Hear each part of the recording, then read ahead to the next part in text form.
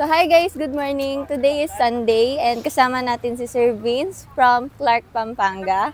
So kamusta kayo, Sir Vince? Okay naman. Okay naman. So kamusta naman ang LU experience niyo so far, sir? This is my second time and worth it siya balik-balikan kasi.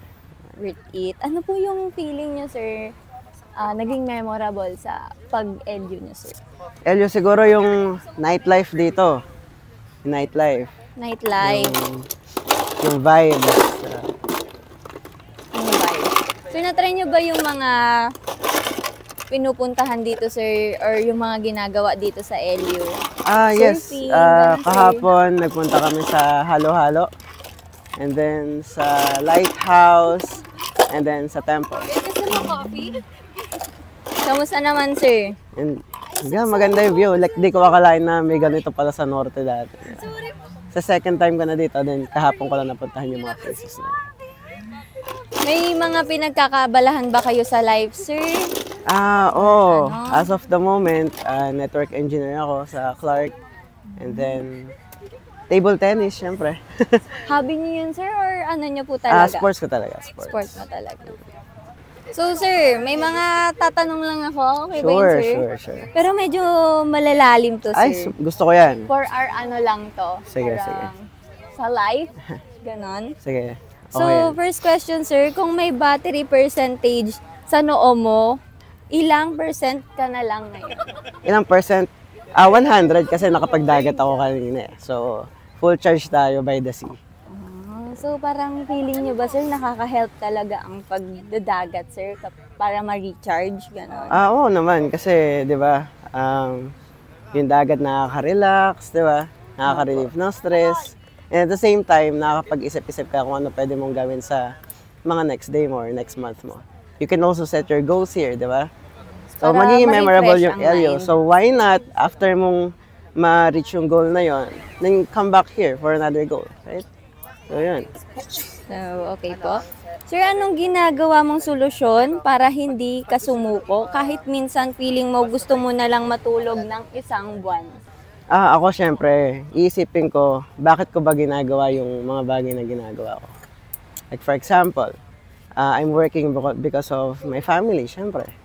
So, sila yung magiging motivation. Pag meron ka kasing nakaset na motivation and tapat ka doon sa goals mo, I mean, for example, sa work, ganyan. So, instead of you, like nagpuputak kung, kunyari, like nagiinom ka na lang or like nagbibisyo ka.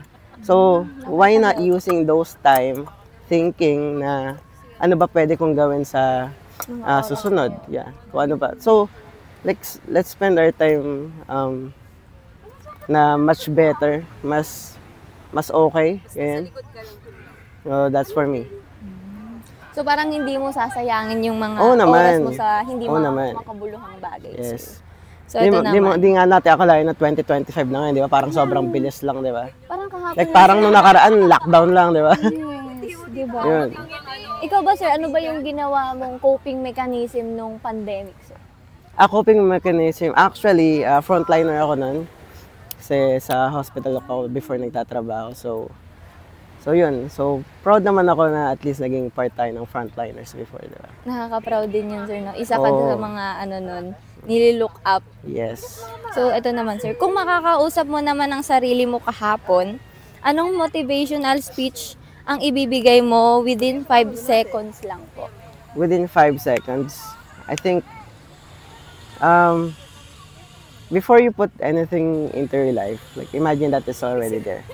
So para at the end of the day, alam na din natin yung magiging outcome, hindi na tayo magkakamali, ganun. Kung pag-iisipan natin yung bawat move natin ng gano'n. So parang ka, sir, one step ahead. Yes. Be one step So ahead. yun yung ina-avoid natin eh. Magkaroon na ng mga pagkakamali yung iba, so why not learn from our mistakes? Sa sarili natin, sir, no? Oo, syempre. Maganda yun, sir. Parang, kiss muna tayo sa ibang tao. Isipin muna natin. Sarili mo, na paano ka tutulong sa ibang tao kung yung sarili mo mismo hindi mo matulungan, di ba? Totoo. And ito, sir, last. Kung bibigyan ka ng super strength, anong gagawin mo? Maligo sa umaga or baguhin ang buhay mo? baguhin pa yung buhay ko. Mas gawing mas better pa, syempre. Kasi pwede ka namang maligo after mo makapag-set ng goals mo, di ba? Yes. Yun, while drinking coffee, di ba? Yes. So, Yan, that's ako for din, me. sir, kung tutuusin, gusto ko talagang baguhin yung life ko. Kasi minsan lang yun, sir. Oo naman. Diba? You only live once, di ba? YOLO. Pero, sir, may mga, ano ka ba? May mga pinagsisisihan ka ba sa life, sir? Pinagsisisihan ko, Or decisions po? I think yung mga time na sinayang ko before, na alam ko pwede ko pang mas gawing productive. Pero Select- alam mo, sir, may napanood ako. Minsan, sir, kailangan din natin maging unproductive. Unproductive, why? Yes. Kasi, sir, parang dun mo marirealize na kapag kilos ka ng kilos, nauubos ka, sir. So, parang may isang araw ka lang, sir. Kaya po sa work, may day off tayo. Para mag-recharge, sir, ganon. Oo naman, kaya nga ako nandito sa LU eh. Yes. Ito ang recharging ko. Pagbalik mo, sir, sa Pampanga, fully charged ka na, sir. Mas ganado ka na Oo, mag-work. ganado na ulit. Pwede na ulit magtapusin yung goal na sinet dito sa LU. And then balik for another Sir, one. goal-getter ka ba? Ha? Goal-getter. Oo naman, syempre. Oo naman. Yun Na ang- dapat ginawa ko na before. So, sayang. So, thank you, Sir Vince. Welcome. Makabuluhan yung ano natin ngayon. And marami din akong mga nakuhang advice. Yo. So, ito na pala yung mga coffee. Coffee na may kasamang advice. Parang dapat Red Horse ata yung ano nito, sir. Wag. Wag yan. Coffee tayo, coffee. Sige, sir. Ito po si Sir Ish. Sino po yung Sir Ish? Vince. Ish po? Vince. Vince.